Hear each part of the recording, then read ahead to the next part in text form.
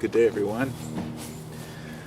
I figured this way I'll maybe get some background action while I'm making a video of the birds in the pond or the various animals that come around and eat all the nuts and seeds we started leaving out for them. I just came out and threw a handful of peanuts and was watching the squirrels come in and do their little thing, and the birds, of course. And, yeah, they're around. They've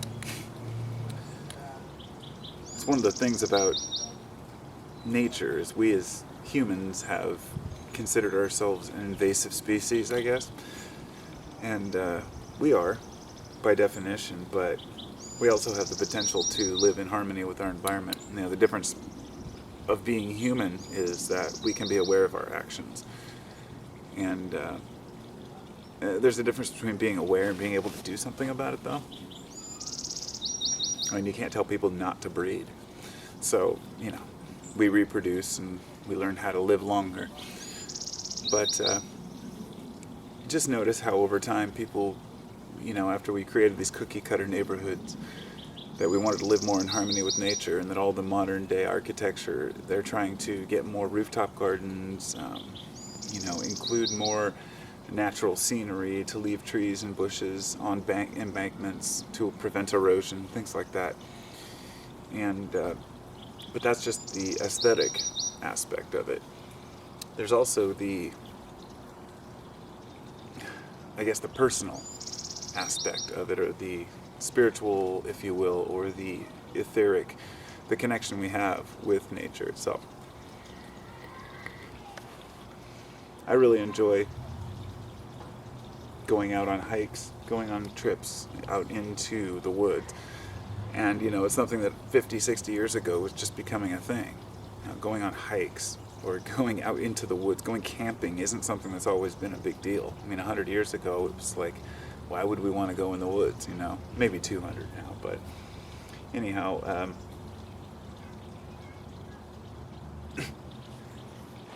we kind of yearned for a tribal connection. I don't know.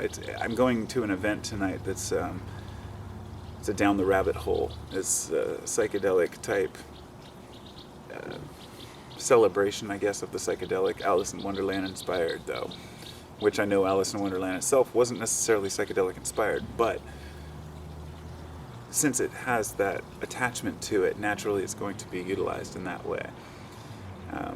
So anyhow, I've got a costume all fixed up and I'm ready to go, and I was thinking about why we go to these events, you know, why we prepare and go out and get wild and dance. I mean, I was sitting there like scrubbing this one pair of tennis shoes I have, these Starburys here, because they're the ultimate dancing shoes, and I never, you know, even thought about it until I didn't wear them out at a concert. There's something about having that comfort, but getting that flow going, just the fact that there are dancing shoes, you know, and that that people, it's like our own personal tribal dance.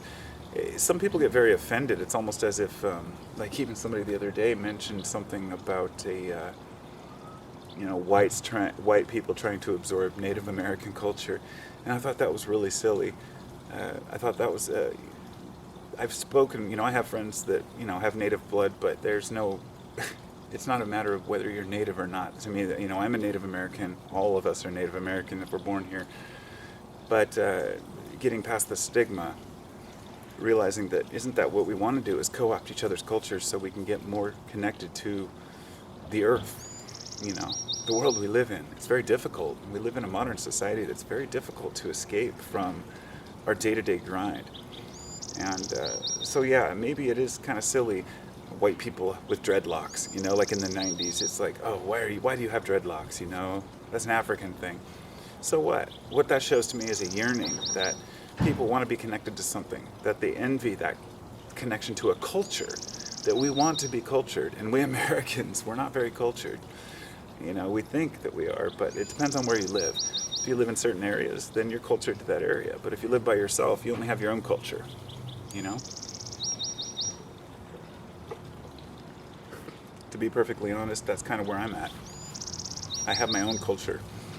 but I somewhat co-opted the Grateful Dead culture, the tour culture, and now I've moved on to the electronic dance type music, but I'm not into raves. I'm just not into the whole just go for the drugs, get high, and not saying that everyone does, but it's the vast majority of people. For me, it's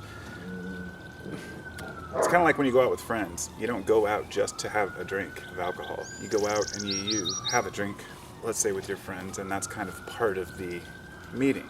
Helps to loosen you up, and that's the same way with a lot of these events with psychedelics. But I think about how when people view them as drugs, and then I think about all the sacraments that shamans used over the years, ayahuasca, psilocybin mushrooms. There's a tribe in Mexico that traded in their traditional psychedelic, whatever they were using, for 2CB, which is, synthesized. So they have it imported to their tribe because they're not hung up on synthetic versus natural. They just find something that works for them and that they know gets them connected in their own way, in the way that they need. For me, music is the final part of the connection for me to my natural surroundings, if you will. When I'm, let me try to rephrase that.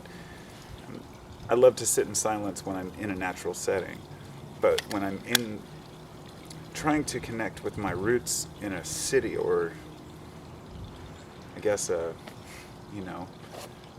setting where I'm not out in the woods, then music seems to help me connect to that. It's like music is the woods away from the woods, if you will. Nature seems to have its own song too. So I don't really know what I'm saying here.